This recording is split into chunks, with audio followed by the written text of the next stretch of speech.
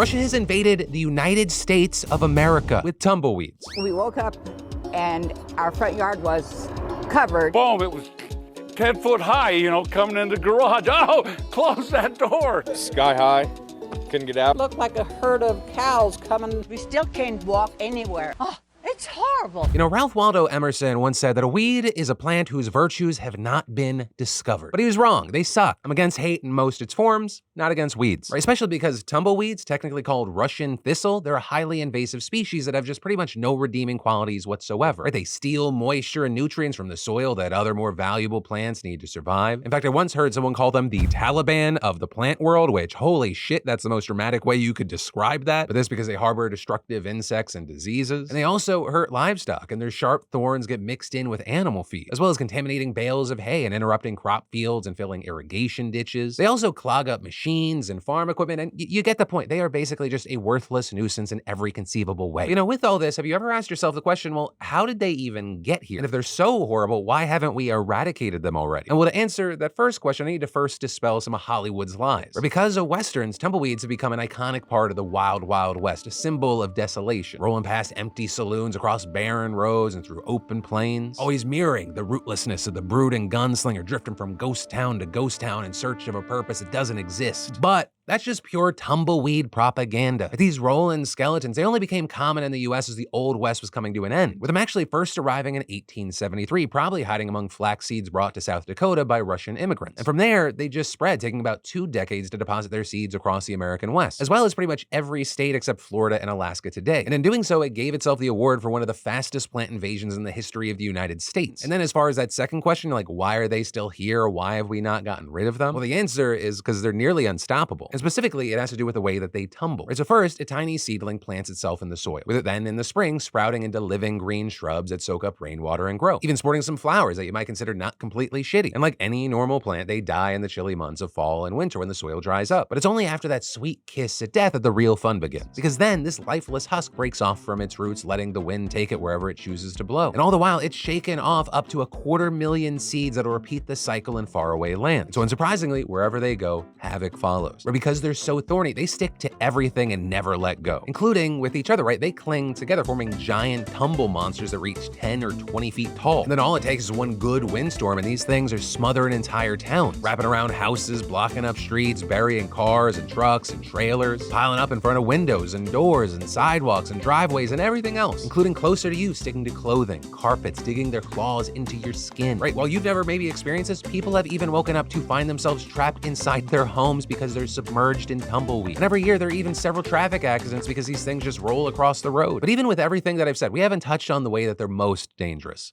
Wildfires. Right, tumbleweeds are incredibly flammable, and their light, airy structure lets them burn intensely and rapidly, which is bad on its own, but it's even worse if a lot of them bunch up together, creating a massive dry vegetation. Not to mention that if pieces break off and they accumulate near other flammable stuff like wood fences and houses, that's not a good thing. Right, and so with this, at this point, maybe you're thinking, okay, Phil, you convinced me. Tumbleweeds suck. But what can we actually do about them? Well, if you get them when they're still rooted and alive, a lawnmower will teach them a lesson they'll never forget. Notably, it'll likely have already produced seeds, which means they may just grow back next year. So alternatively, there's herbicides like weed killer, but of course that's not so good for the environment. Otherwise, some people just say burn them. To understand, I am not saying start fires on or off your property. I don't personally know you, and I don't know if you should be trusted with fire. Honestly, I know more people I don't trust with fire than do trust with fire. But even that, while morally satisfying, that can be dangerous or pollute the air if you're not careful. So very often, people do one of two things. Either rake them off your property, push them into the street and hope they become someone else's problem, or they round them up, pack them into giant bins and dumpsters, and they take them to a landfill. Also, aside from individual residents, the government can take more systematic action to combat it, namely by identifying so-called biological control agents, right? Basically natural enemies of tumbleweed from its native ecosystem, which means going back to ground zero, southeastern Russia and western Siberia. Except the challenge there is to find something that's effective at killing tumbleweed, but doesn't threaten other native species. And so far, we've kind of just been shit out of luck. Those scientists